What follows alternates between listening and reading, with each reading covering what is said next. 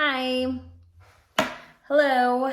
I wanted to come back and make a video on the brokerage I selected. So in my last video, I shared my life update that I passed my real estate exam, and I'm going to be a realtor alongside with being an insurance agent here in Virginia, in Northern Virginia. So I had some meetings. I did my research on some local brokerages. I reached out to about 5 or 6.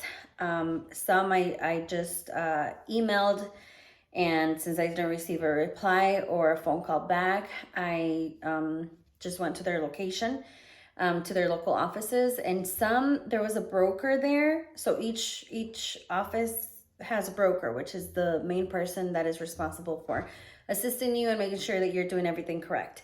So I was driving around, and I went into Remax, Long and Foster, some local brokerages, and some people were there, some were not. So I didn't get to meet with all of them, but I did get a feel of the office, and I did get the energy and their setup. And eventually some called me back, so we had a phone interview, and I asked some questions.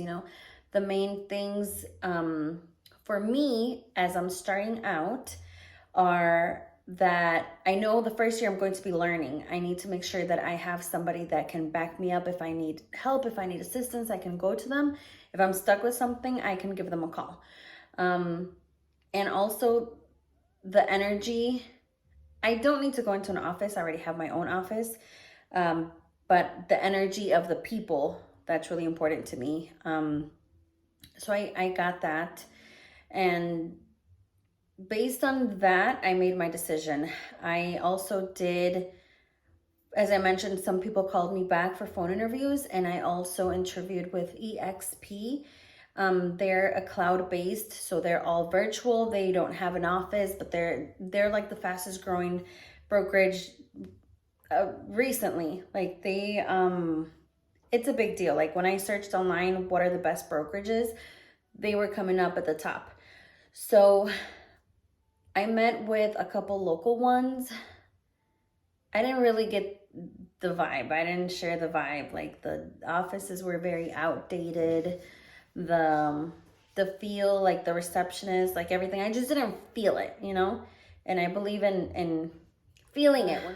As I mentioned in my last video, I did my training through Keller Williams because that schedule fit my schedule. So I did that after work. I did the classes. I attended Tuesday and Thursday from 6 p.m. to 10 p.m. That was in a local Keller Williams office. Now, each Keller Williams is different. So when I was searching around, I did go to that office because that was just the training. That was the assistance, the requirements. I have to do X amount of hours, and they're going to help me pass a test. So I did that through them at the local office. Once I pass a test, I need to find a brokerage. I'm not tied to them just because I did my learning through them. I didn't have to go back to them, but I wanted to because I wanted to give them the opportunity and see if it was a good fit for me. So the instructor was good. His wife was actually the broker at the location. I did go to their location. They have 2 different ones. So they have one closer to me, and then they have one a little bit further, which is where I went to class. I visited the one close to me, and it was quiet in there. And I know it's like their second branch. So they gave me the phone number to call the lady. The lady answered, but she kind of like, I don't know. She's like, I'm in a meeting right now, so call me back in an hour or so. And I got busy. I didn't call her back. And then I reached out to another agent who was with Keller Williams that I had worked with in the past. He helped my sister with something with her home, and I was the one dealing with him. I was his point of contact. So I reached out to him, and he broke it down to me. He gave me all the information. He talked to me about his team, because under Keller Williams, you have teams.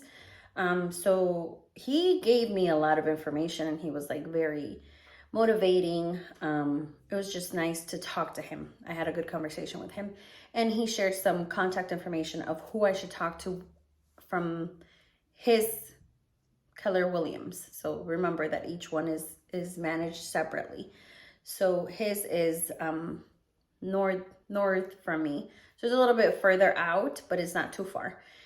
And then I was also comparing it to EXP. I was having Zoom calls with these ladies, and I was going for EXP, but I kept doing more research. I was on the fence because they are a cloud-based, and I learn when somebody is present and is talking to me, and I physically have that interaction. So that was like something where I felt like it's all cloud-based. I can't really go somewhere. It's all online. I don't do too well with online learning. So that was already like, no, I was on the fence about that. And then I kept doing more research, and I was watching here on YouTube on people who have been with EXP, and the way that they have explained it, it's really not something that I'm interested in. Maybe in the future I'll get into EXP, I never know. But they were just not a good fit for me, so I canceled them out. I also canceled some other ones out based just on commission splits. And then eventually, in the meantime, the person from Keller Williams, from Reston, he contacted me. I set up a meeting. I went to have that meeting with him, and right away, the office was so nice. The energy was great. The guy I met with, he was very friendly. He explained everything to me, every question I had, and believe me that I had like a lot of fucking questions. He was able to answer them. So he was very knowledgeable. The company, I see it everywhere. In Illinois, when I lived there, there were so many brokers under Keller Williams. I have other colleagues that I know that they are under Keller Williams, but I never really paid attention to it. Now I am, since I'm in this field now.